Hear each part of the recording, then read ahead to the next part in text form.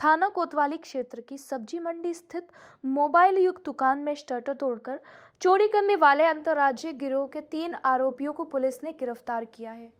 20-21 फरवरी की रात हुई वारदात में ओप्पो, वीवो और रियलमी कंपनी के मोबाइल चोरी हुए थे।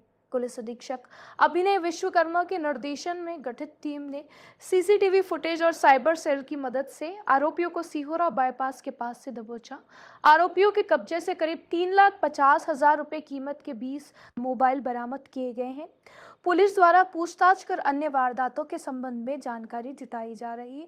कटनी संवाददाता हिमांशु जायसवाल की रिपोर्ट। कोतवाली थाना क्षेत्र में दिनांक 20 फरवरी को सब्जी मंडी के पास में एक मोबाइल की दुकान में 3 अज्ञात बदमाशों के द्वारा दुकान का शटर तोड़ करके अंदर रखे हुए मोबाइल और कुछ अन्य सामान को चुराने की घटना करी गई थी, जिसके बाद फरियादी के द्वारा थाने में रिपोर्ट किया गया, मामला पंजीबद्ध किया गया था।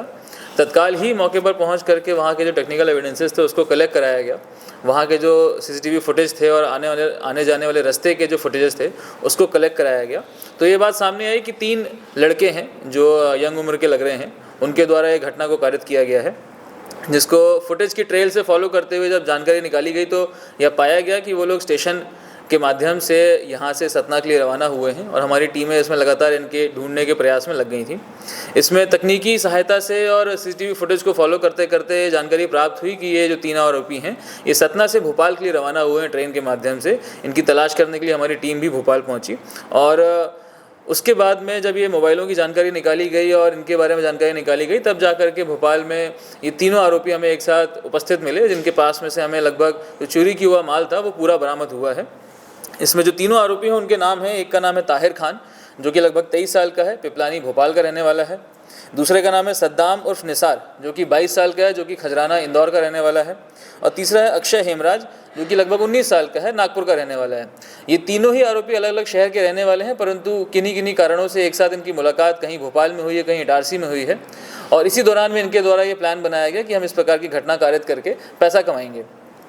इन चोरों के द्वारा कटनी में ये घटना करी गई है, उसमें एक दिन पहले यहाँ पर आकर के एक होटल में रुके।